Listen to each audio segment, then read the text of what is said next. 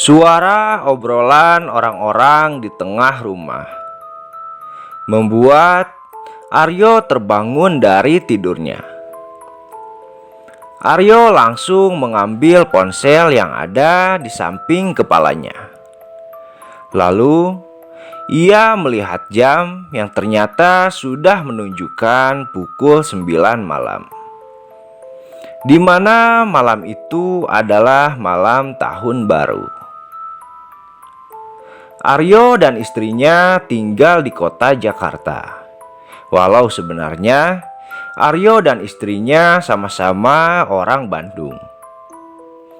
Namun karena mereka berdua bekerja di Jakarta, jadi setelah mereka menikah, mereka memutuskan mengontrak sebuah rumah di pinggiran kota Jakarta.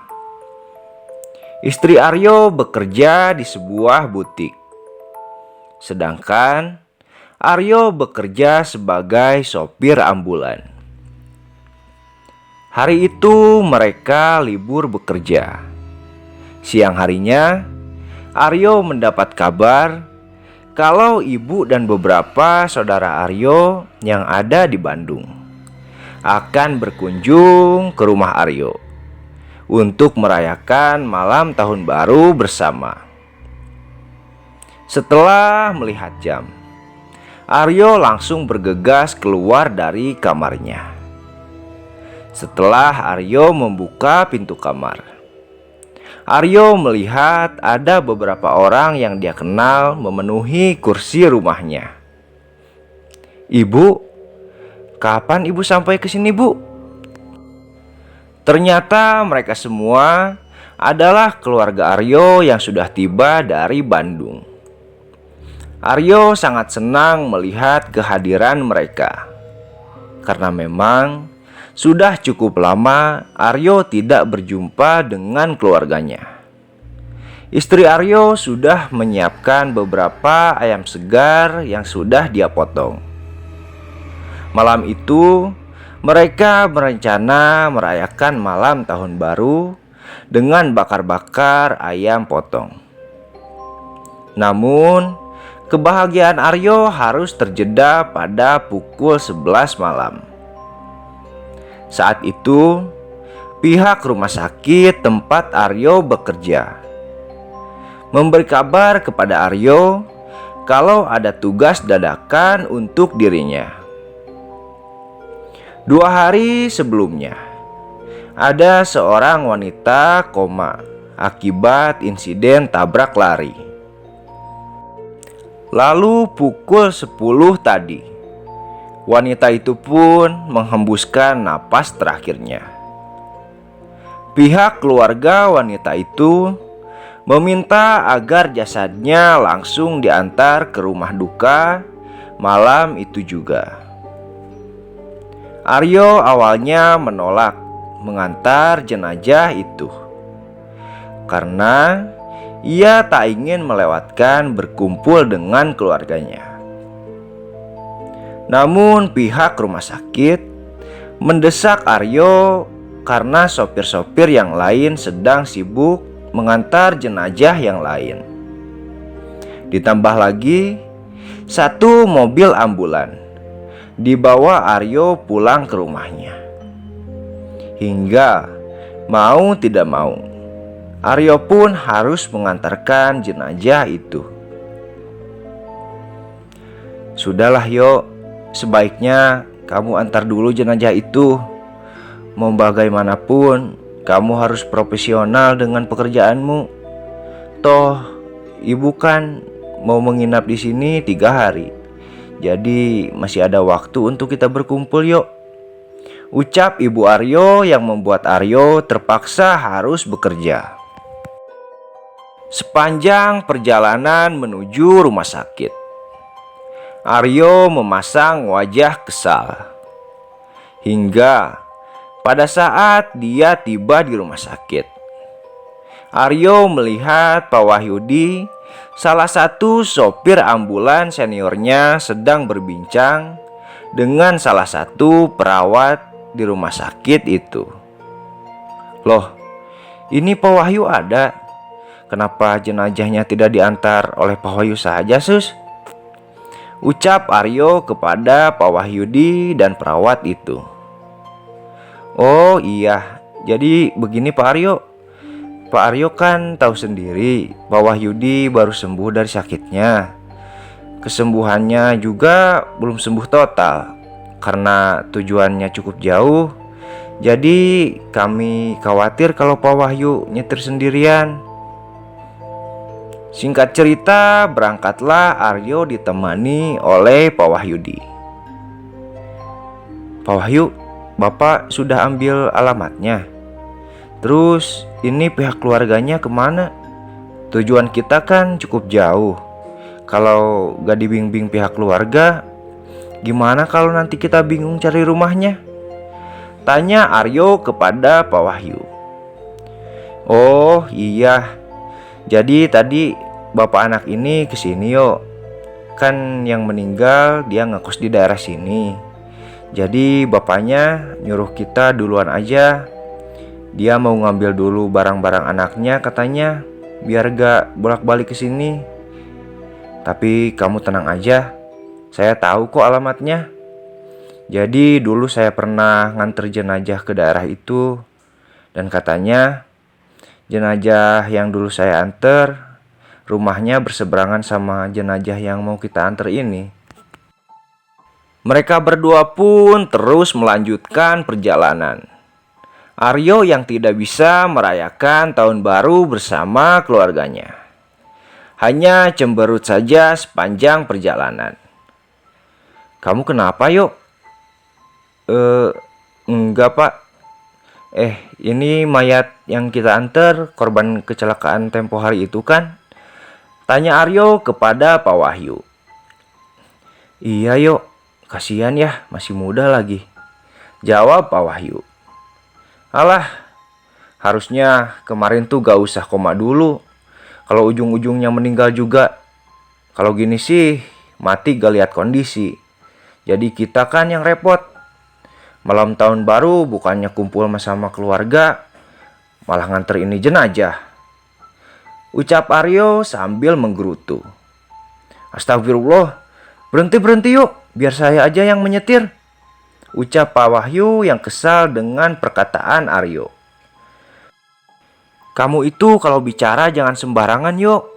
Kalau kamu gak mau nganter jenazah ini, sebaiknya kamu jangan jadi sopir ambulan. Memangnya apa sih istimewanya malam tahun baru? Bukan begitu pak. Saya kesal aja. Keluarga saya dari Bandung udah datang ke sini jauh-jauh karena saya libur. Ini malah ada kerjaan dadakan.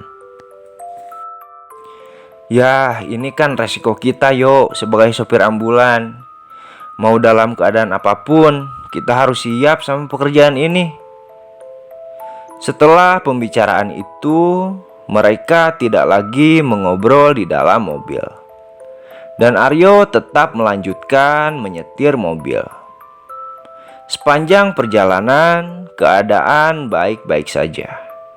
Hingga di suatu tempat, Aryo memberhentikan mobilnya karena ingin buang air kecil. Yuk, itu di depan ada warung. Kamu kencingnya di situ aja ya. Sekalian kamu beli kopi. Ucap Pak Wahyu. Males pak. Saya kencing di semak-semak aja. Di seberang jalan sana. Pak Wahyu hanya menggelengkan kepalanya mendengar jawaban Aryo. Aryo pun pergi ke seberang jalan. Dan tanpa permisi, ia langsung buang air kecil di sana. Entah kenapa, saat itu Aryo seperti susah mengeluarkan air kencingnya. Padahal dari tadi dia sudah tak kuat menahan ingin kencing. Cukup lama Aryo berusaha mengeluarkan air kencingnya. Namun sangat aneh, air kencingnya tak kunjung keluar. Suara klakson dari mobil ambulan tiba-tiba berbunyi, dan bunyinya seperti ditekan sangat lama. hingga menimbulkan bunyi yang sangat panjang. Duh, Pak Wahyu gak sabar banget sih. Kenapa lagi nih gak keluar-keluar air kencing? Akhirnya Aryo pun memutuskan untuk tidak jadi buang air kecil. Saat ia ingin kembali ke mobil, ia melihat ada seorang wanita sedang berdiri di depan mobil ambulan. Tanpa menghiraukan wanita itu, Aryo pun menyeberang ke arah mobil. Saat semakin dekat, Aryo melihat wanita yang sedari tadi berdiri di depan mobilnya, melotot dengan pandangan seperti orang marah kepada Aryo. Namun lagi-lagi Aryo tetap menghiraukan orang itu. Ketika Aryo akan membuka pintu mobil, tiba-tiba sambil membelakangi Aryo, wanita itu memanggil, "Mas, kalau gak ikhlas, sebaiknya Mas pulang aja." Aryo terdiam mendengar perkataan wanita itu. Saat Aryo ingin bertanya, Aryo dibuat terkejut karena ternyata wanita itu sudah ada di seberang jalan di mana Aryo buang air kecil tadi. Kali ini wanita itu berdiri di seberang jalan sambil menatap tajam ke arah Aryo. Karena Aryo merasa ada yang aneh dengan wanita itu, Aryo pun langsung masuk ke dalam mobil. Di dalam mobil, Aryo melihat Pak Wahyu ternyata sedang tertidur. "Aduh, Pak, kok malah tidur? Pak, bangun dong Pak. Ini saya gak tahu jalannya," ucap Aryo sambil menggoyangkan badan Pak Wahyu. Sambil terpejam, tiba-tiba Pak Wahyu menunjuk ke depan jalan sambil berkata, "Lurus aja, nanti ada pertigaan, kamu belok kiri." Aryo pun menarik napas melihat Pak Wahyu yang melanjutkan kembali tidurnya. Dasar orang tua. Aryo pun melanjutkan perjalanannya hingga ia sampai di sebuah pertigaan. Menuruti arahan jalan dari Pak Wahyu, Aryo pun langsung membelokkan mobilnya ke arah jalur kiri. Semakin dalam memasuki jalan tersebut, keadaan jalan itu malah semakin sepi. Jalanan yang mulai rusak dan pepohonan besar di setiap pinggir jalan mulai dia jelajahi. "Aduh, gak salah nih jalan.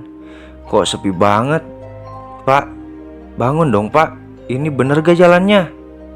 Berulang kali Aryo membangunkan Pak Wahyu. Namun anehnya, Pak Wahyu tak juga kunjung bangun.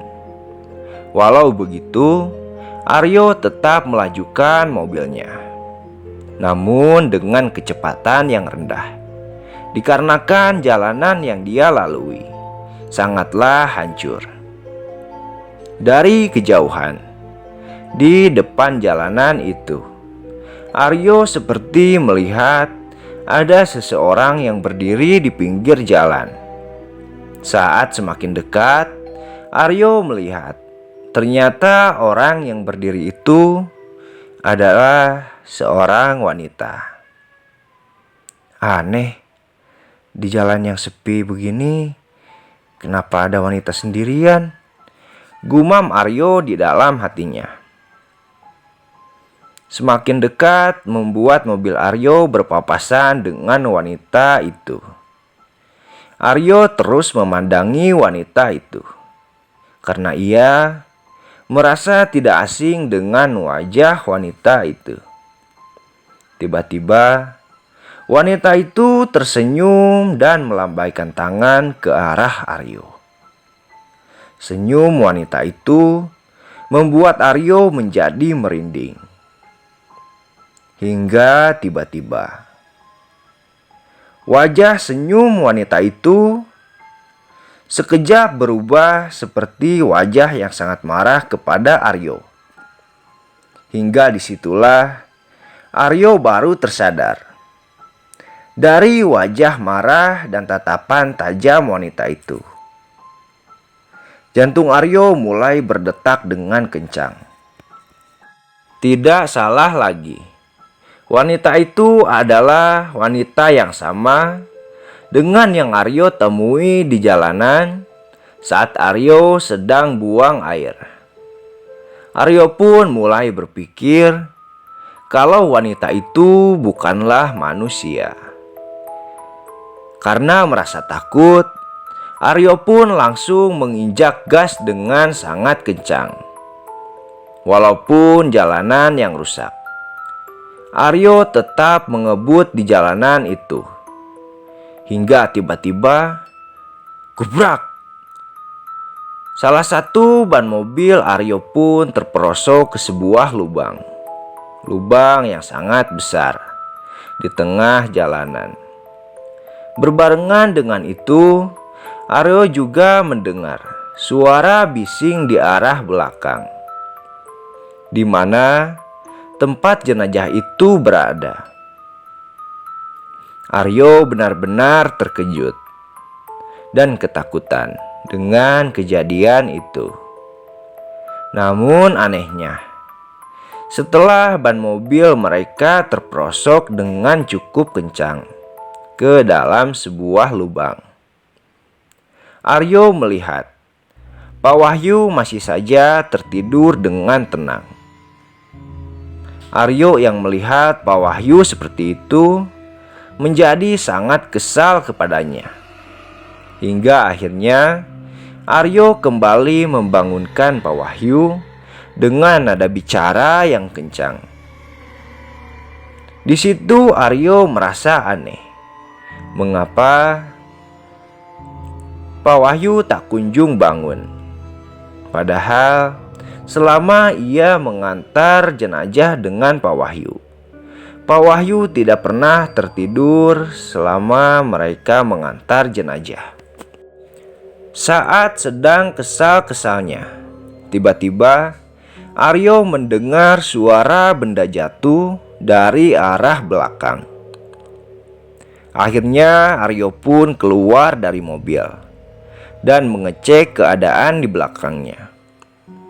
Saat Aryo membuka pintu belakang, Aryo terkejut melihat jasad yang ia bawa sudah terjatuh dari tempatnya terbaring ke alas kabin mobil ambulan. Aryo yang sudah kesal dengan Pak Wahyu, kali ini dia tak mau membangunkan dirinya. Dia langsung masuk ke belakang mobil untuk membetulkan jenazah itu ke tempat semula. Baru saja ia akan mengangkat jenazah itu, Aryo langsung terkejut saat melihat wajah jasad itu dipenuhi dengan darah. Aryo pun mulai ragu untuk membetulkan jasad itu. Namun, karena tak ingin disalahkan oleh pihak keluarga, terpaksa Aryo pun mengangkat jenazah itu sendirian. Dengan perlahan, Aryo mengangkat jenazah itu. Belum sempat Aryo membaringkan jenazah itu ke tempat semula, Aryo langsung dibuat terkejut ketika tiba-tiba mata jenazah itu melotot kepadanya. Seketika ia menjatuhkan kembali jenazah itu sambil berteriak minta tolong. Tidak hanya sampai di situ, saat Aryo ingin berlari keluar dari mobil. Tiba-tiba pintu belakangnya tertutup dengan kencang, seperti dibanting oleh seseorang dari luar. Aryo pun berusaha membuka pintu itu. Namun, pintu itu sama sekali tidak mau terbuka. Keadaan semakin dibuat mencekam ketika tiba-tiba sirine ambulan berbunyi sendiri. Aryo pun terus berteriak sambil menggedor-gedor kaca pintu belakang mobil. Saat ia berbalik ke belakang, seketika kakinya bergetar dengan hebat. Seluruh badannya menjadi terasa lemas. Bagaimana tidak seperti itu? Jenazah yang tadi terbaring tak berdaya di bawah,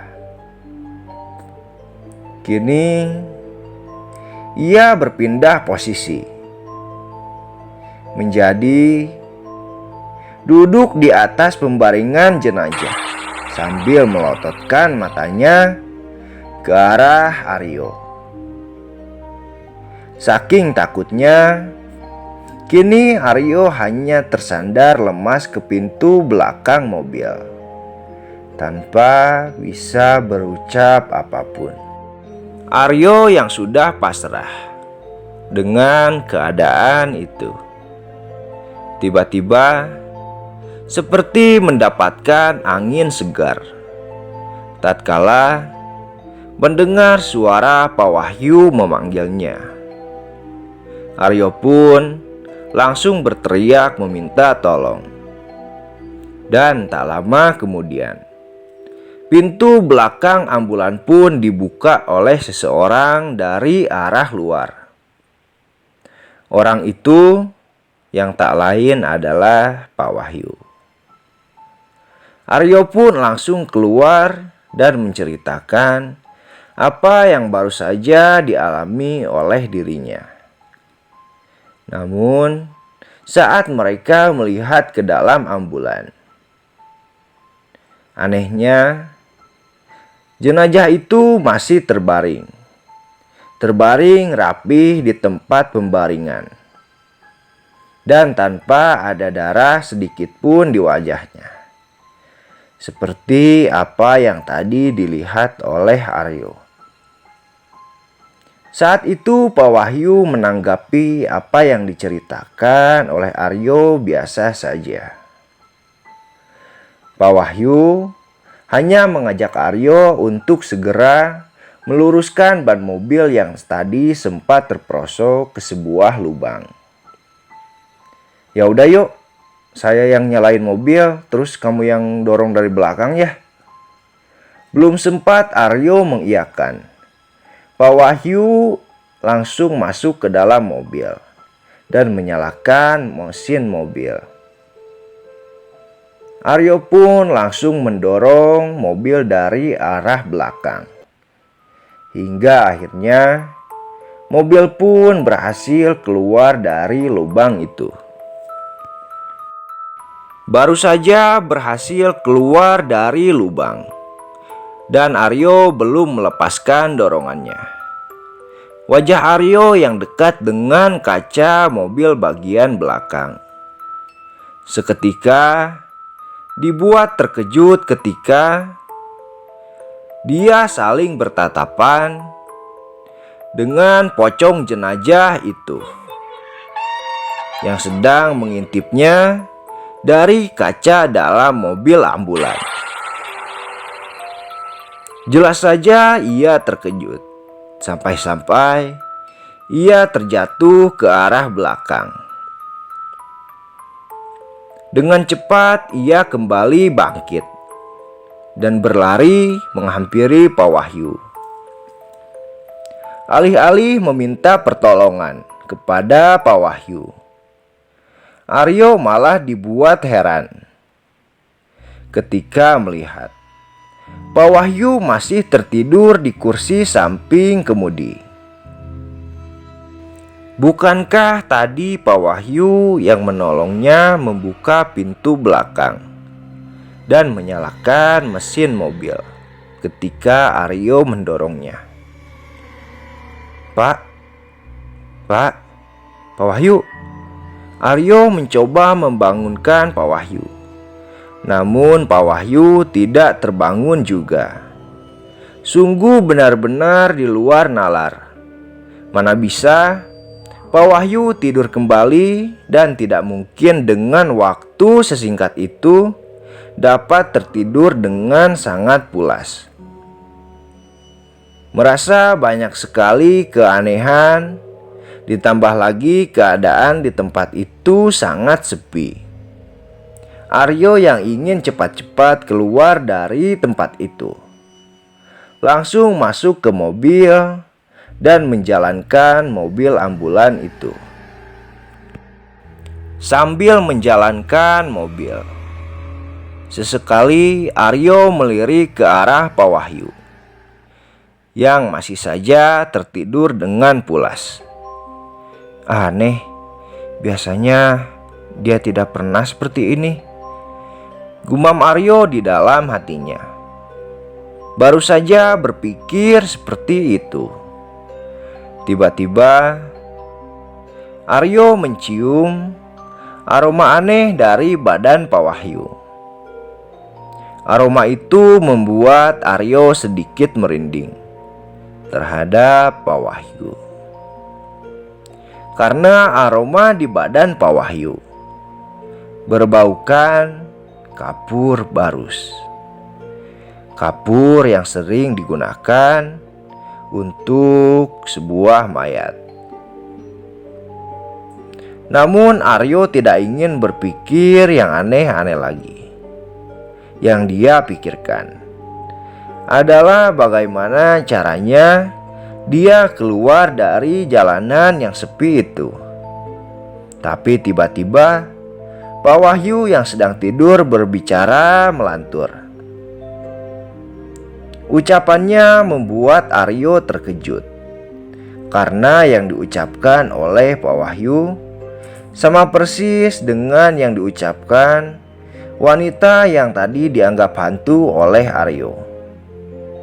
Yang tidak lain adalah wanita yang 2 kali ditemuinya saat ia sedang kencing dan saat dia memasuki jalan yang sepi ini.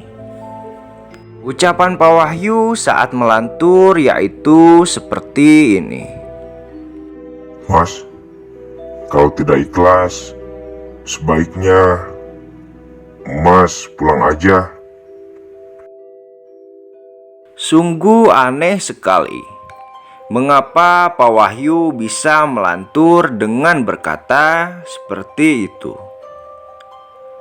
Pikiran Aryo makin dibuat kacau dengan keadaan seperti itu.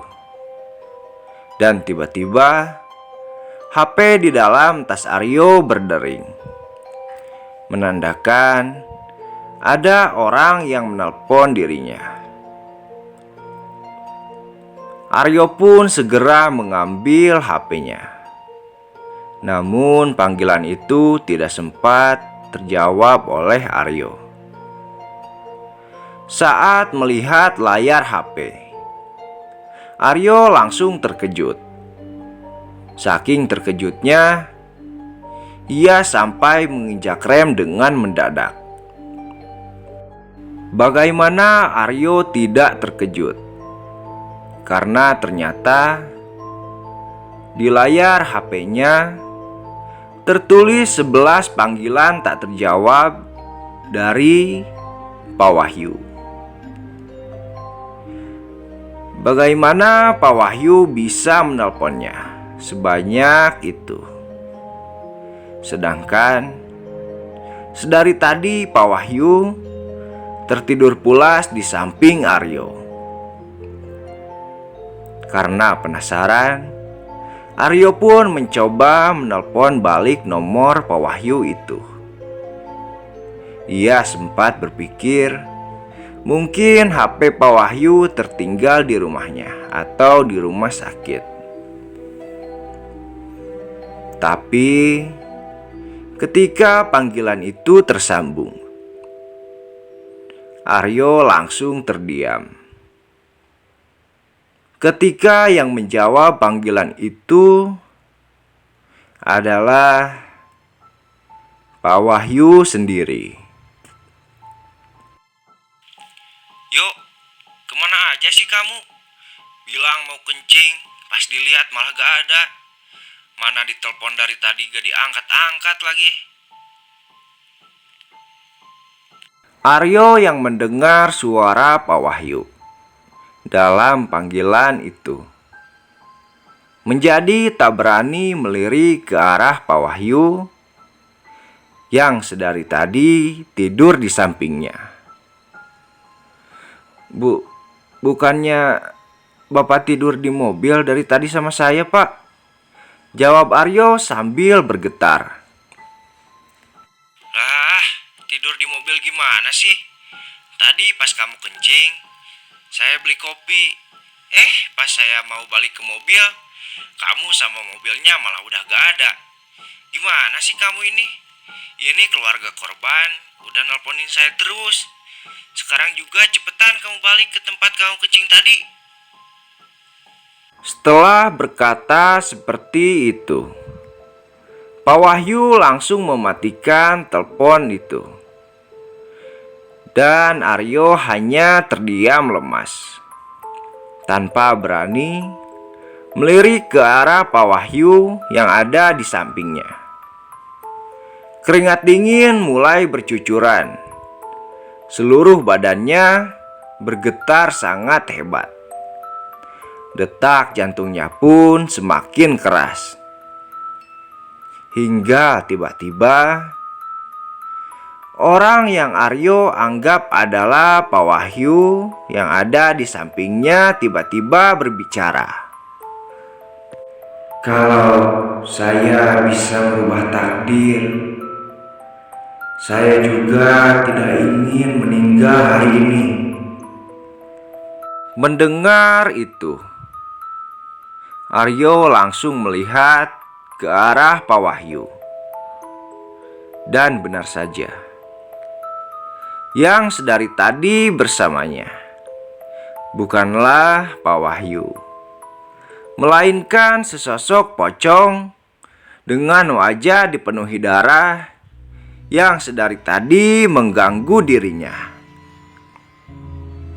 Tak kuasa menahan rasa takut. Saat itu juga Aryo langsung pingsan di sana.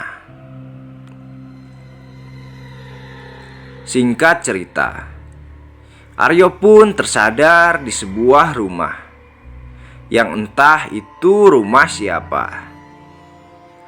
Namun, ia mendengar banyak suara orang sedang membaca surat Yasin.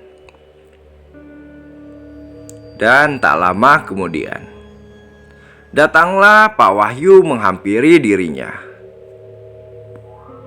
Yuk, udah sadar kamu yuk? Ini saya di mana, Pak? Jawab Aryo sambil mencoba terbangun dari tidurnya, sambil menyodorkan segelas air putih. Pak Wahyu berkata, ini di rumah jenazah yang kita antar yuk. Tadi kamu ditemuin tukang ojek pingsan di dalam ambulan. Pak Wahyu pun langsung menceritakan kejadiannya kepada Aryo. Saat Aryo sedang pingsan di dalam ambulan, ada seorang tukang ojek yang sedang mengantar seorang ustadz yang baru saja pulang dari sebuah pengajian. Mereka melintas melewati jalan di mana Aryo sedang pingsan di dalam ambulan itu. Saat mereka melihat Aryo tertunduk lemas ke arah setir, ustadz yang dibawa oleh ojek itu menyuruhnya untuk berhenti. Awalnya si tukang ojek itu tidak mau berhenti, karena selain di bangku kemudi ada Aryo, ternyata di sampingnya ada jenazah berbalutkan kain kafan berbentuk pocong. Namun Ustadz itu tetap turun dari motor, lalu menghampiri mobil ambulan itu. "Jangan pak, takutnya itu mobil setan pak. Itu kok ada pocong di sampingnya," ucap tukang ojek itu kepada Ustadz yang dibawa olehnya.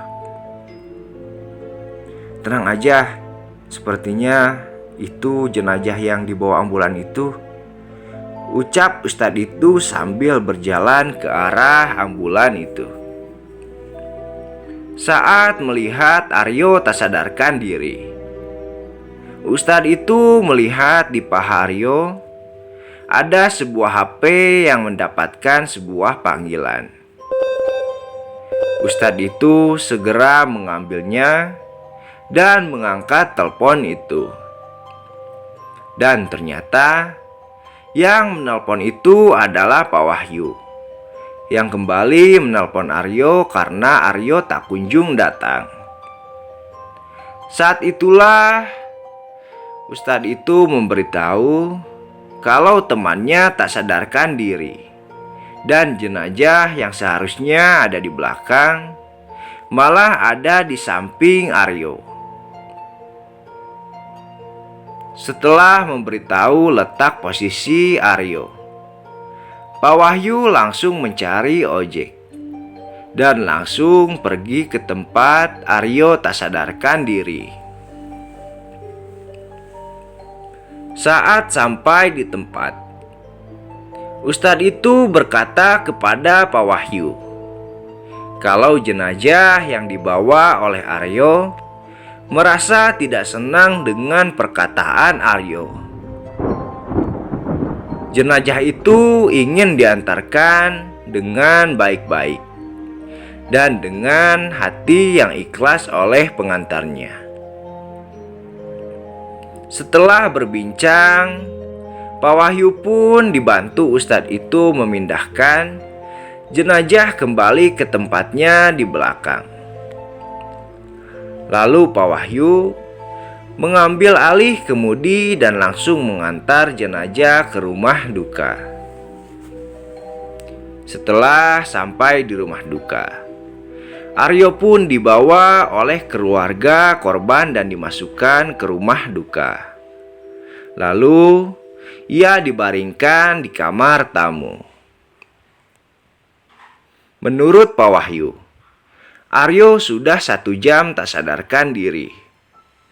Pak Wahyu menyarankan agar Aryo ikut mendoakan jenazah dan meminta maaf kepada jenazah itu. Aryo pun menuruti perkataan Pak Wahyu. Lalu ia pun menghampiri jenazah yang sudah ditutup dengan kain jarik. Saat itu Aryo ingin melihat wajah jenazah itu, karena sedari tadi Aryo tidak dapat dengan jelas melihat wajah jenazah itu. Dan saat dibuka, Aryo begitu terkejut ketika melihat wajah jenazah wanita itu, karena ternyata jenazah itu adalah wanita yang 2 kali dia temui di jalanan tadi. Disitulah Aryo pun menangis dan meminta maaf kepada jenazah itu.